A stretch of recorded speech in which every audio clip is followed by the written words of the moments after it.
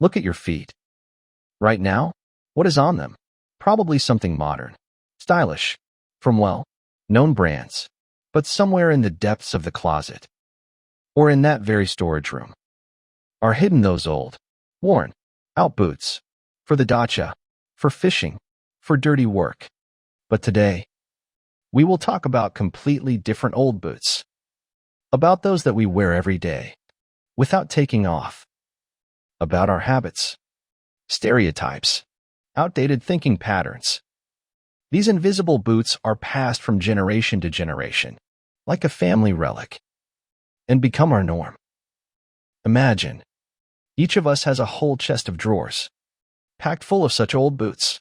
Every morning we get up from bed and automatically put on another pair, not noticing that our feet hurt, that it is uncomfortable to walk, that the sole from this year's long patience simply aches and cries.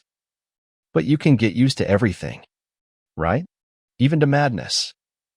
If an alien flew to us and impartially observed our life, he would not be able to recover from amazement for the rest of his life. His verdict would sound approximately like this.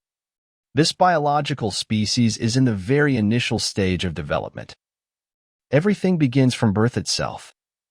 Even in the mother's womb, we absorb every vibration of mother's thoughts, every fear, every joy.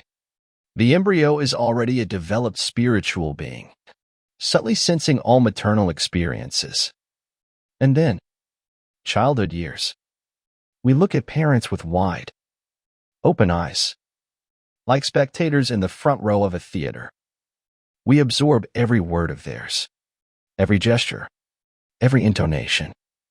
Mother says, money comes through hard work, and we write this in golden letters in our internal book of rules. Father sighs, life is a struggle, and we accept this as absolute truth. Grandmother whispers, don't stick out, or it will be worse. And here a new law of the universe is ready. We have no possibility to doubt. We cannot ask, but mother, maybe money comes easily and with joy. Or, father, what if life is a game, not war?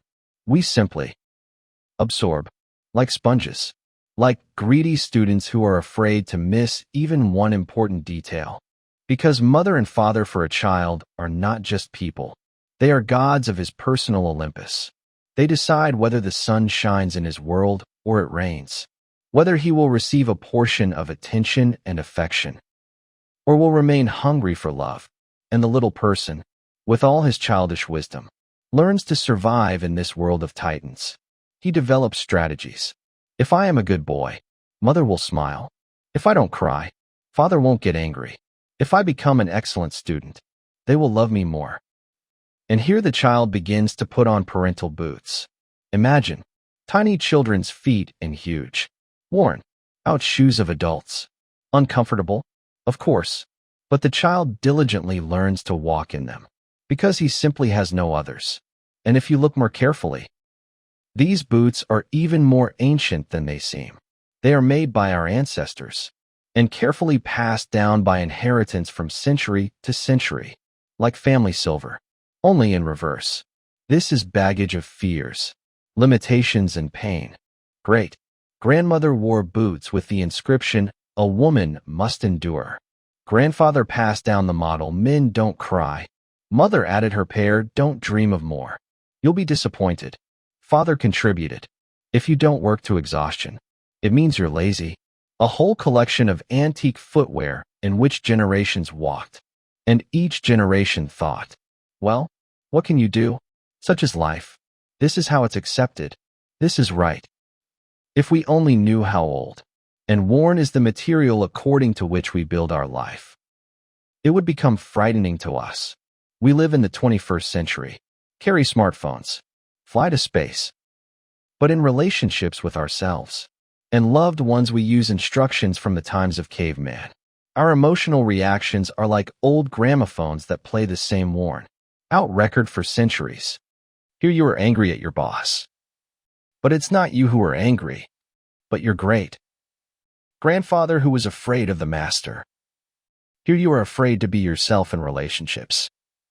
But it's not you who are afraid, but you're great.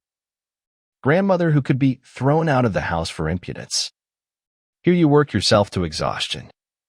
But it's not you who work, but your grandfather who remembered hunger and war. I want to suggest something to you. Open mentally your closet with old boots, like a museum of strange exhibits. Look carefully at each pair and try them on. Here are shoes called, I Am Not Good Enough. Do you feel how they rub? And here are boots, Love Must Be Earned. In them it's generally painful to walk. Boots, Money is Dirt.